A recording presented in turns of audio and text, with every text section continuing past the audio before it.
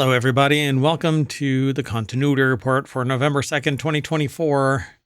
It's Season 1, Episode 43. I am Mayor Watt, and that is the visualizer, and the voice for the sentient AI from the future will let you, So, we're going to talk about these 5 articles. The comedy musical Oregon Trail. I'm dying about that one. Star Wars Theory. It's Indy all along. True story heist movie. A new Nolan movie using IMAX. And devastating Scarlet Witch movie hopes.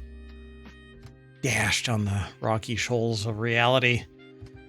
Everything's powered by ohmtown.com. There is a channel that we call the Continuity Report where a lot of news gets aggregated, but it's not the only location where the news is aggregated, just a lot of it for this show.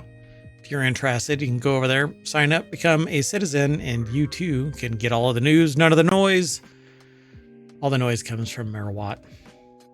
And some of it comes from the sentient AI, but everything is powered by ohmtown.com.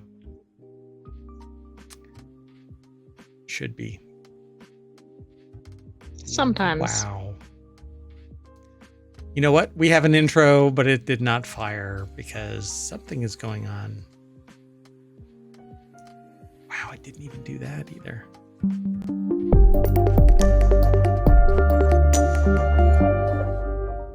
I have no idea what just went down. Weird. Production value is at an all-time high, folks. If you want all of the articles for the Continuity Report right off the bat, if you're in the chat, you can type !TCR. I'll do it for you. And Omatron will throw it into the chat. You can follow the links. This is what we're talking about today. The very first article. Oh, thank you, Sentient AI, for joining. What want to say? Good evening, hometown citizens. Thanks for joining us for the Continuity Report. Yeah, sorry about that. I kind of got caught up because everything was supposed to be working fine, but there's this weird thing that's like a memory leak, and as time goes on, OBS is what we use, starts slowing down, and I get that when it's in the time machine, but yeah, sometimes even now, like I rebooted it and it dropped back down, but that broke certain connections and stuff. Anyway, that's all inside baseball. Nothing to worry about. We're all good. Let's move on to the first article, and it's over in the Warcrafters channel. The Oregon Trail, the game about breaking your arm and dying of dysentery. It's being made into an action comedy movie with musical numbers. I mean, when you think dying of dysentery, you definitely think comedy. Oh, it's a hilarious musical number.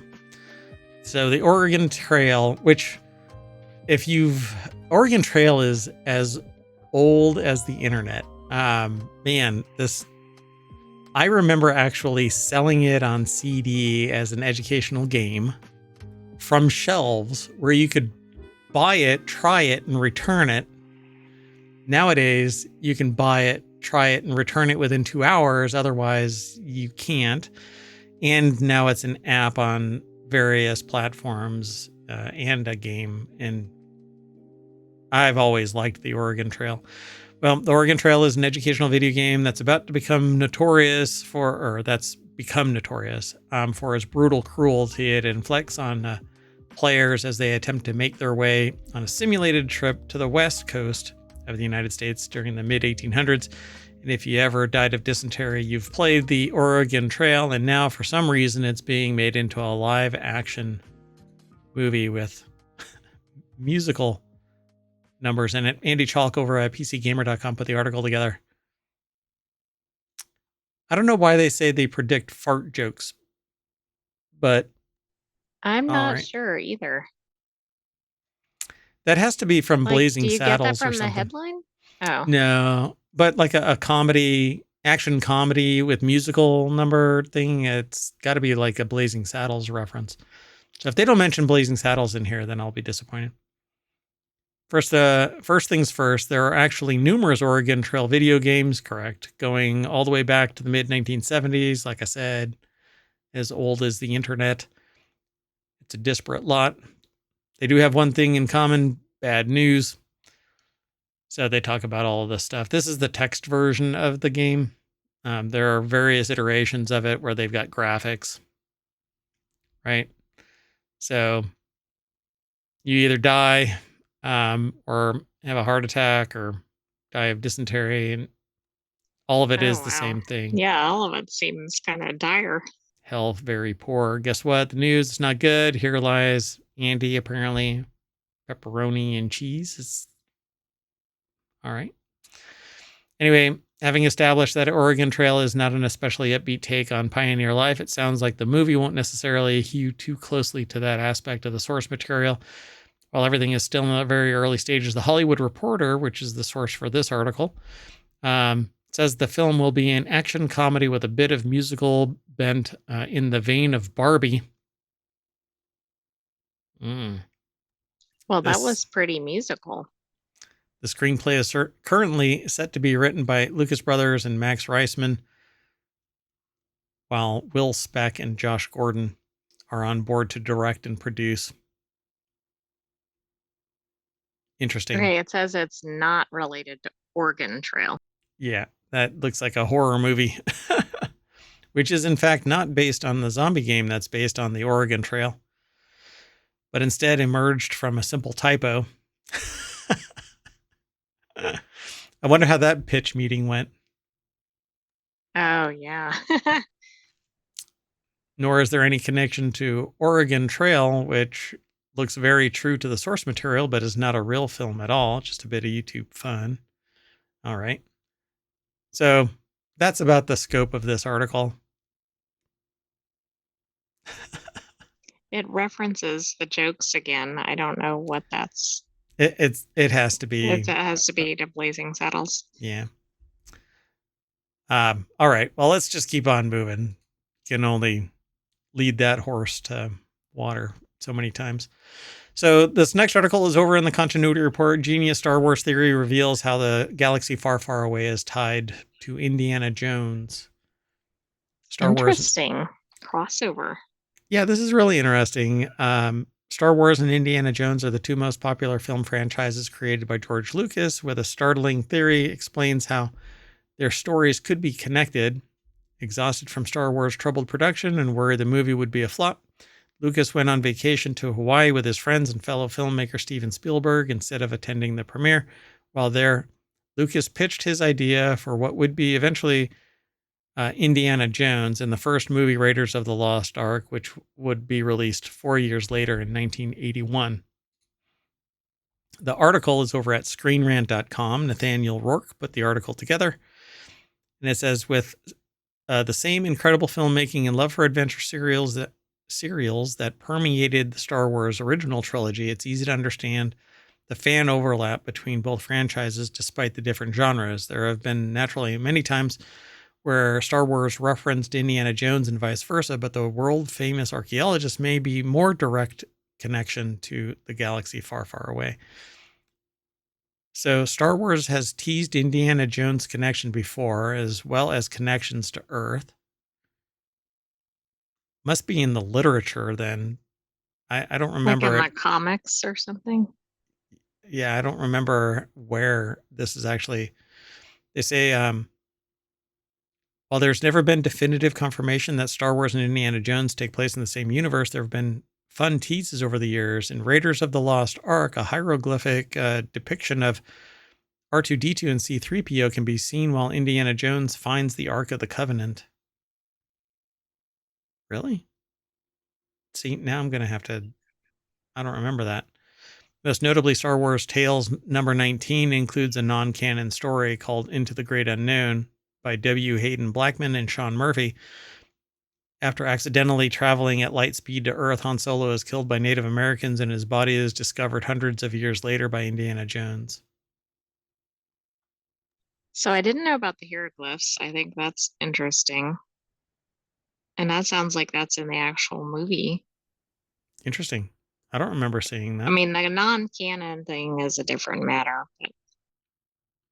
So in Indiana Jones 4 introduced aliens or interdimensional beings, and this is the crystal skull one that people go, this doesn't really exist. Just like anything outside of the canon Star Wars trilogy, nothing else exists. Okay, everything else is hallucination. And Kingdom of the Crystal Skull doesn't exist either. Indiana Jones aliens went to the space between spaces. What did Oxley mean by this? There was also something, the Crystal Skull appeared in the Clone Wars. Just the Crystal Skull can be seen among the many slain creatures in the Trandoshan Hunter's trophy room.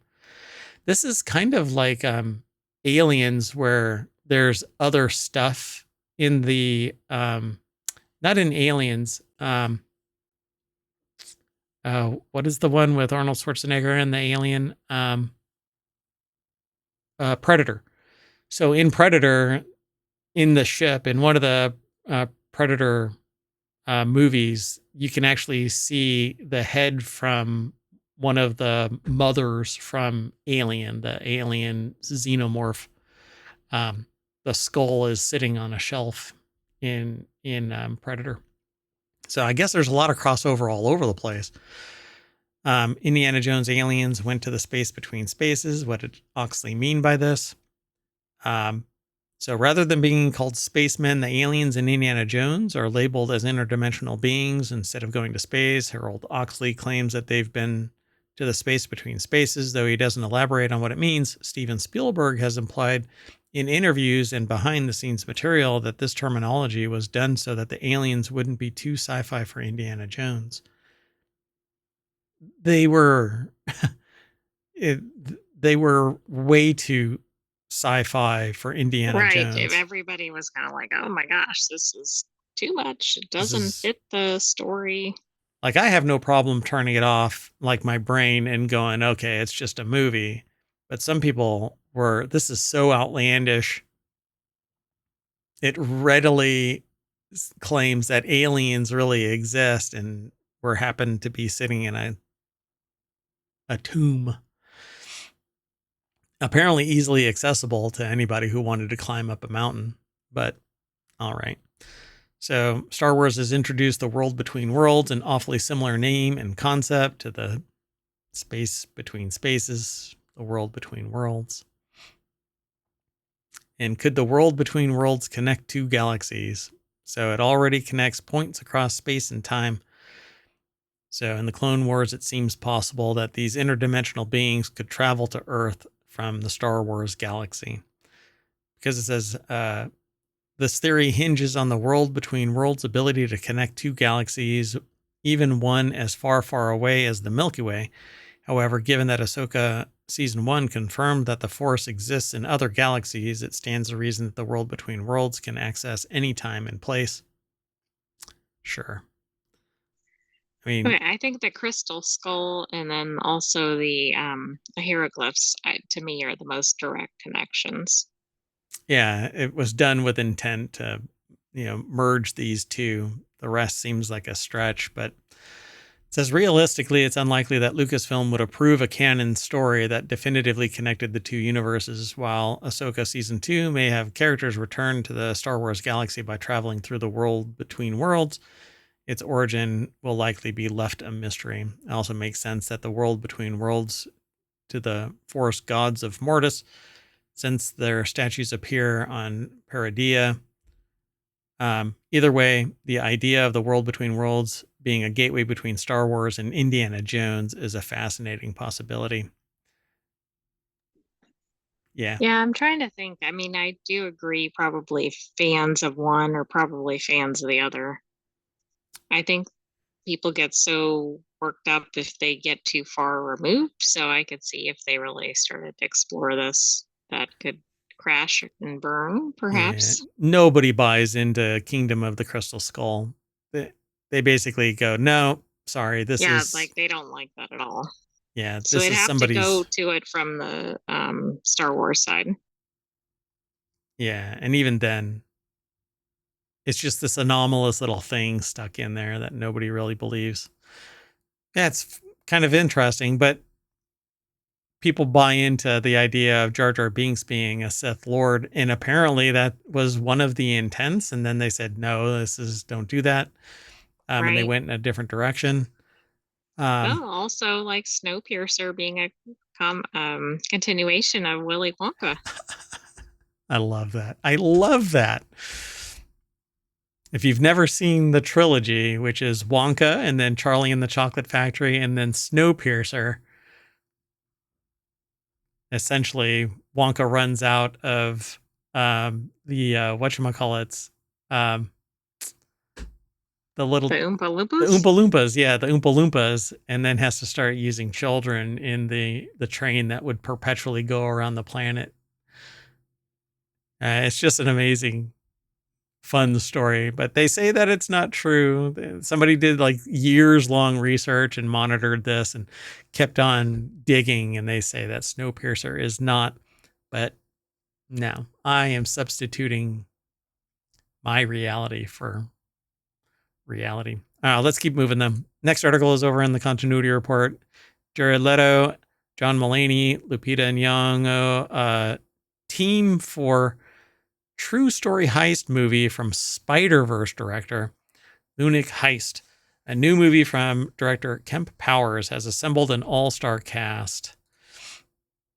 So Brendan Klein over at Screen Rant put this article together. Per Deadline, that's where the source is for this article, actually. Powers has attached to Lunik Heist, an upcoming heist movie adapting an MIT Technology Review article by Jeff Maish that is based on the true story of a scheme where the U.S. government attempted to infiltrate a Mexico City exposition to steal a Soviet spacecraft. Additionally, Jared Leto and others have joined the cast in as yet unspecified roles. The production timeline of the project is yet to be announced, though it's being overseen by Searchlight Pictures. So Mulaney is going to be in this movie. Comedian. Oh, I didn't know who that was. Really? I mean, he's funny, somewhat understated in every regard that I've ever seen him. But that seems interesting because I'm assuming this will be a drama or a thriller or something. Like an action movie, right? It says the presence of Mm-hmm. comedian John Mulaney could offer some insight into the overall tone of the movie. The actor, who's also an alumnus of Sony Marvel's franchise after voicing Spider-Ham, again, but that's more like the comedic side of things, as part of the Spider-Man Into the Spider-Verse cast, is likely either playing a comic relief character or has been cast to help amplify a comic tone in the crime movie. So it's supposed to be this heist. So it says its success is not guaranteed. You know, the fact that it's based on real events may make for an interesting story. So for whatever reason, you'll be able to take the screenwriters will be able to take this and just go ham, pun intended, spider ham, because you can make up whatever you want based off of the premise of this. The whole, you know, the meat and the fat of Oh, this is going to absolutely. Like be how you get there, you could certainly take some liberties with it. fantastical, right? I just don't see how, I don't know, Jared Leto and John Mulaney. Lupita, I see, Yeah, that absolutely. Like, I think you know, she'll could, be really good for this, but I don't know about the rest. I don't know either. Huh. And they make, where's the little reference? Morbius. If he's gonna morb out on us, oh boy. I don't know. Has anybody actually watched Haunted Mansion though? I don't know. I mean, isn't that one a remake? Yeah, like the third time it's being remade too, I think. Um, I don't know if I've seen it. Has it been released? Jeez. It's been a while since I even Let heard me it. see if I can find it real quick. It should have been released this Halloween. Anyway, while you do that, we're going to move on. The next article is over in the continuity report. Christopher Nolan is apparently going to make a new movie with never before used IMAX technology. I don't know how often people get out to see IMAX theater movies nowadays, but Probably not too much. Haunted Mansion 2023. how could I have missed that? I would have watched that. Huh. All right. So, Christopher Nolan will shoot his next movie, never before used IMAX technology. The director, known for visionary blockbusters such as Dark Knight trilogy, which seems to be popping up in radar quite a bit recently, this last week. Inception, Interstellar, Dunkirk, Oppenheimer, has pioneered IMAX filming technology since early in his career. Earlier this month, it was reported that Christopher Nolan's next movie will star Matt Damon and Tom Holland, started filming in early 2025, and will be released in IMAX, as have many of his past movies. Adam Bentz over at ScreenRant.com put the article together. I cannot remember a time when I've gone and seen an IMAX movie in the last 10 plus years. Well, but haven't you seen an IMAX movie for something that's not a mainstream movie? Like something that's documentary or something else? I haven't seen an IMAX film in a long, long time, but I've seen the Dark Knight trilogy, Inception, Interstellar, Dunkirk, Oppenheimer. Oh yeah, like as regular Yeah. I mean, whatever it was filmed in. in the mayoral mansion, the screens are just massive, but very small. I just stand really, really close to the screen, so it looks like it's a Like in a 240-inch screen. planetarium That's right. style or like a wraparound theater. The Las Vegas Sphere is basically anywhere as if you stand close enough to the screen.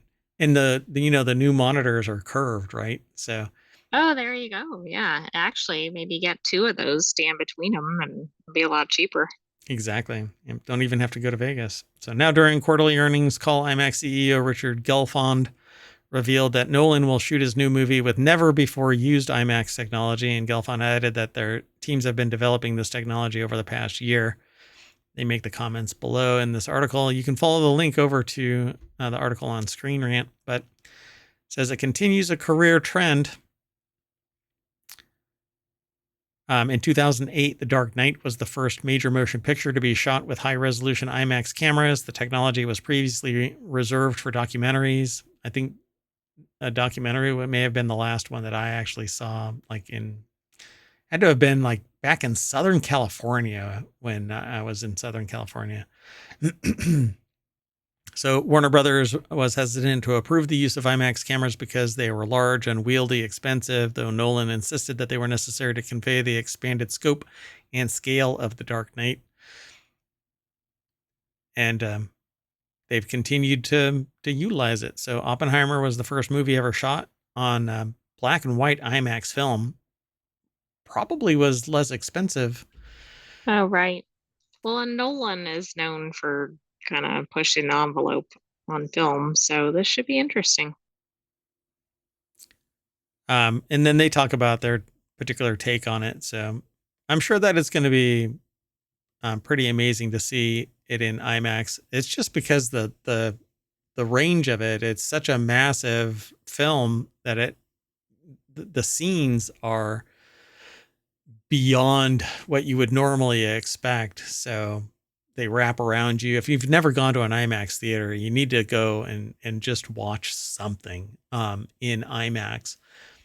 Even regular film in an IMAX theater projection is spectacular. So with each film, Nolan has shown a commitment to advancing the audience experience, making IMAX not just a premium large format, but a significant draw for viewers. It's only fitting then that Christopher Nolan will once again use IMAX technology for his next film, promising yet another unique and must-see cinematic event. Yeah, I'll have to hunt down there is an IMAX theater, within a stone's throw. So who knows? Maybe I'll be able to find something that's playing there that I'll like. Watch it be The Dark Knight. Right, it could be. I mean, All maybe right. you could find the Return to Theater show. I don't think it's going to be an IMAX. I forgot what it was. It's a sci-fi from 20 years ago. Oh, Fifth Fifth Element. Element. Yeah. Yeah. So Fifth Element is returning, but it's for a limited time. I'm not sure when it is anymore. We talked about it. I think it was last I weekend. think I think it's November 17 and 20. Oh, okay. Gotcha.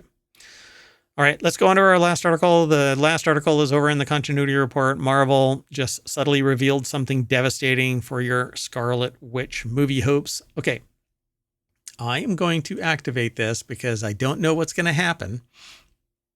Marvel Well, Cinematic and Universe. this is probably after the last episode of season 1. Yeah, so the Marvel Cinematic Universe has given audiences one of the best series yet with Agatha all along. Awesome show. Really liked it. Um, coming to a sensational close, leading to concerns about Scarlet Witch returning to the franchise. The ending of the series has reasonably brought up the question of whether Agatha All Along Season 2 is even possible, although no concrete details have been provided for this. So we monitor this because we really liked Agatha All Along, but we haven't seen anything saying that it's going to be renewed. Right. I think it's still possible. Like they haven't canceled it, but they haven't renewed it either.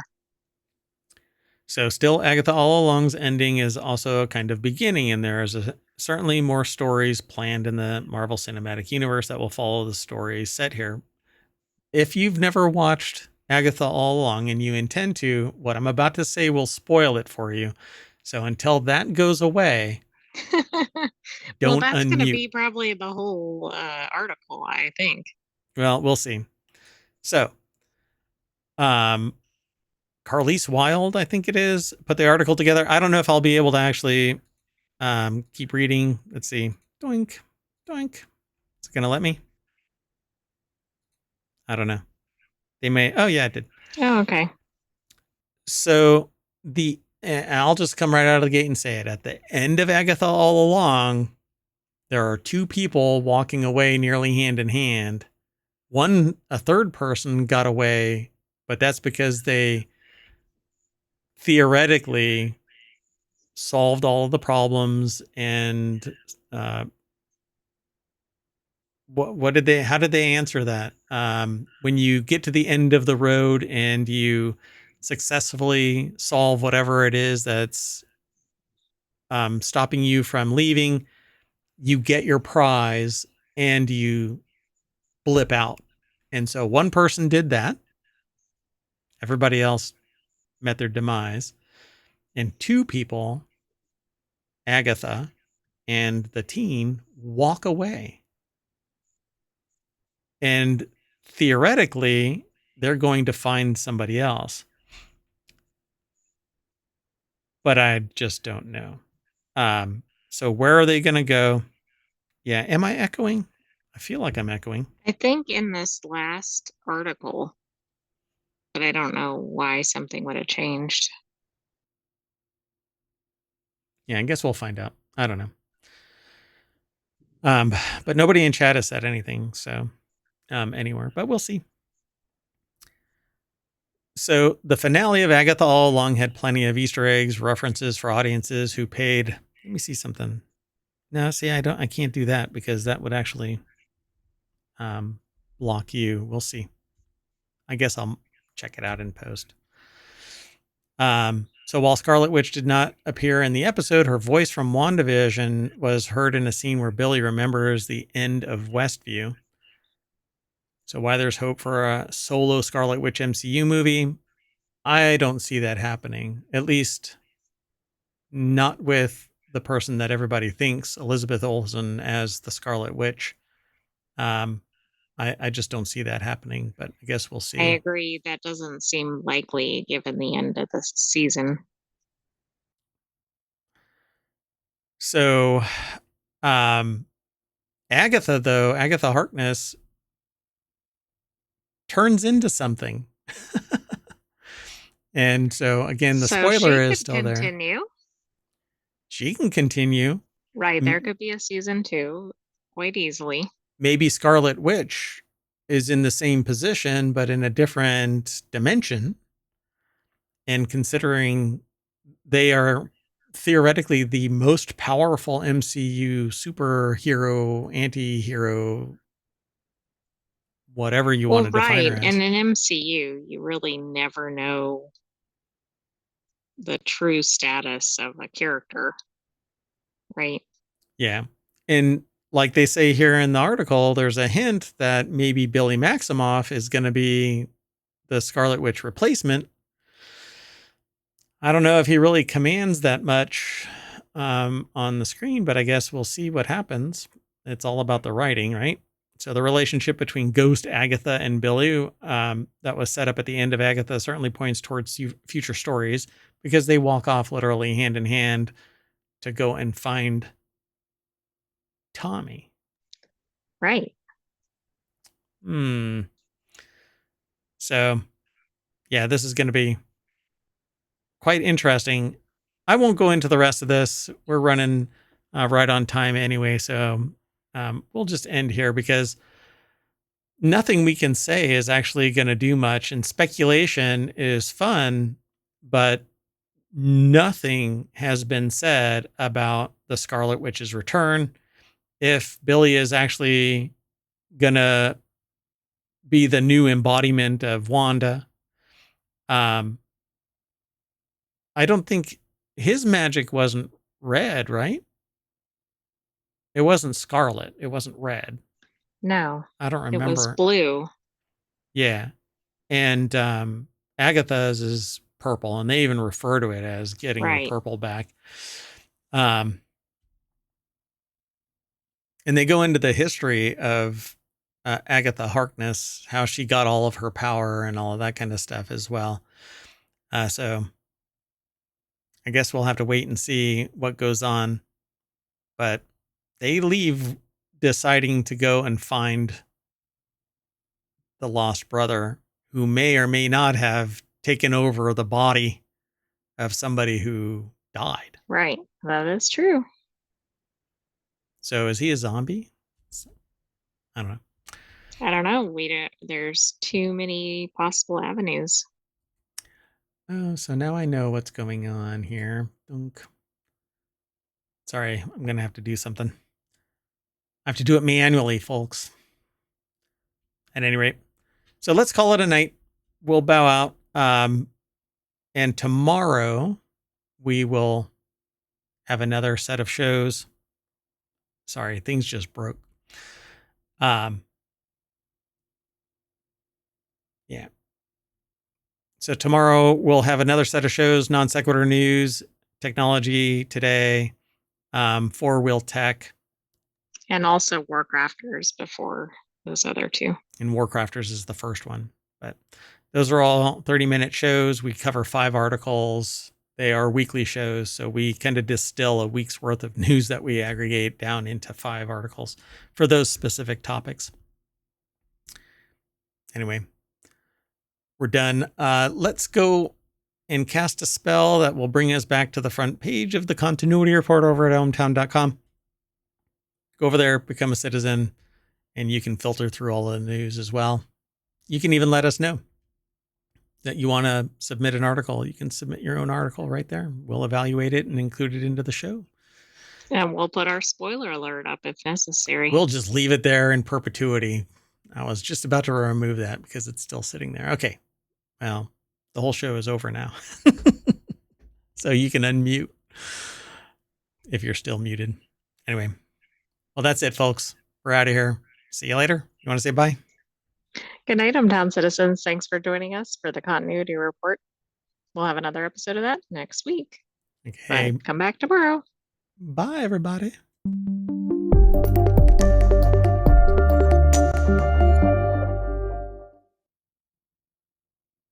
Oh, OBS, why do you treat me so bad?